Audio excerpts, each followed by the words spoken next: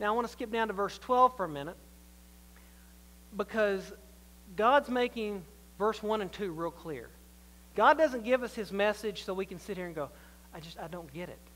He gives us the message and then repeats it in a way that we'll understand it. It says, a third of your people will die of the plague or perish by famine inside you. A third will fall by the sword outside the walls. A third will be scattered to the winds and pursued with a drawn sword.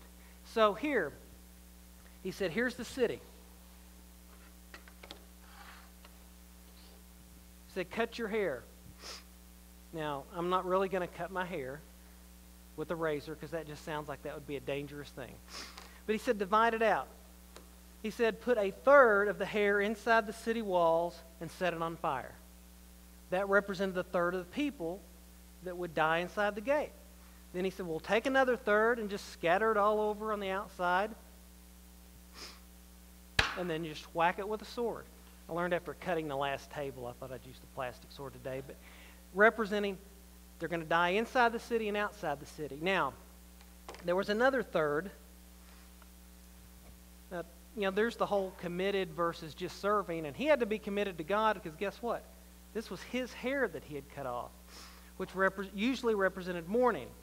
Now, there was a third part of the hair.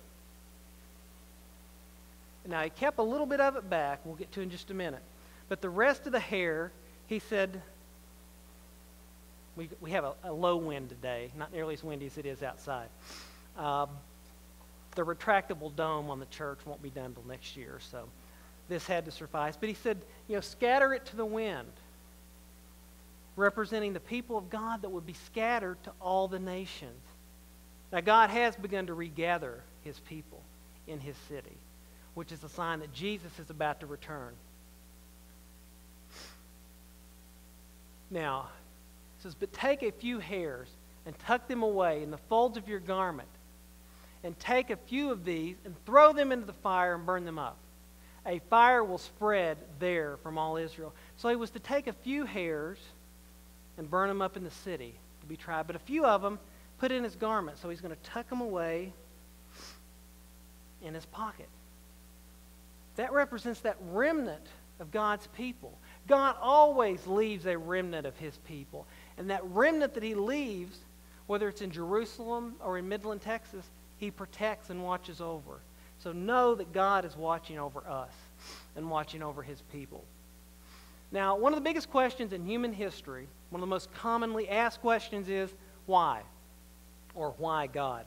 Now, if you can't read that up there, God's talking to an angel. He says, I already know every mundane fact about everyone's life. So no, I don't Twitter. Saves him time on this. But he does. God knows every fact about our life. And there's some facts we wish he'd forget, that he didn't get that text alert, that Twitter alert, that we did this or didn't do that. But why does God allow pain? Why does God allow innocent people to suffer? Why does God allow the child that's born to die within a few hours? Why does God allow the parent to die and leave so many children orphans? Well, we're never going to fully understand it, but we do have a partial answer. It's called sin, that decay we talked about. People not listening to God, doing their own thing. Our actions have consequences for us, but they have consequences for those around us as well. Verses 5 and 6 here in Ezekiel 5 says, this is what the sovereign Lord said. This is Jerusalem, which I have set in the center of the nations, with countries all around her.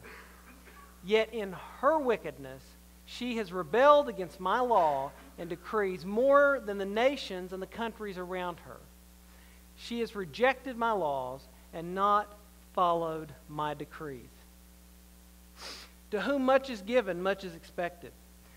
God said, I set this city around all nations. You look at it, it is a strategic place on a strategic trade route in a strategic part of the world. When you're opening a business, they say the three most important things are what? Location, location, location. God knew that too. Location, location, location. They were to be a light to all the world, and he gave them the rules. Here's how you're supposed to live. so they knew better. They were acting worse than the people around them that didn't have the law of God, that only had nature to proclaim God as the Creator. And there was a misconception among God's people was, we are God's chosen people. There's no consequences to our actions. God will not discipline us. They found out the hard way that wasn't the case. And God blesses us when we do what He tells us to do. And He has to discipline us when we do it our own way, and it's the choice. It's our way or God's way. There's a lot of ways to do it wrong, isn't there? There's one way to do it right.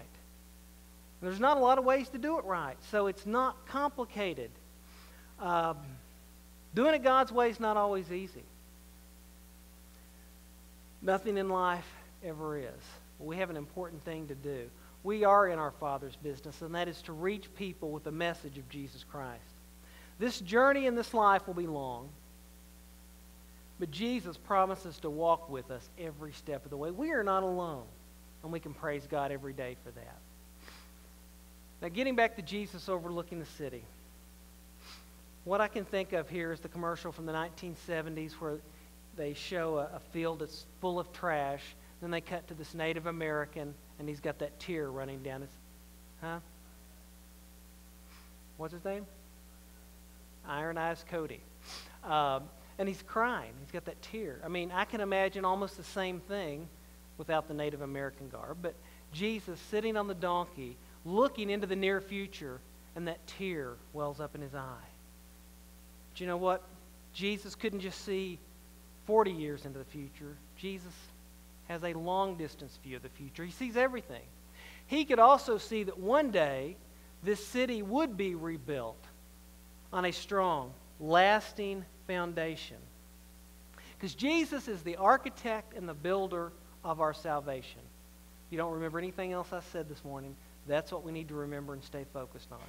But one day, Jesus will return after the last fall of Jerusalem. After the third temple is desecrated and destroyed, a new Jerusalem will come with him. Jesus won't just be coming with the plans, build it. He's coming with it already built. Because anything we build, it will pass away. If Jesus builds it, it will last forever. So that's what he's going to be coming with, this holy city. And this new Jerusalem is the foundation upon which finally the earth will know peace.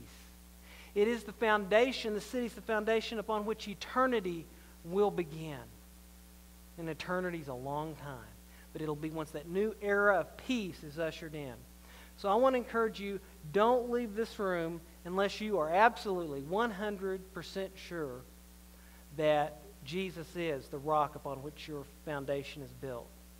Don't leave this room unless you know and you're looking forward to today, one day, when you get to walk the streets of that city and be in the presence of Jesus.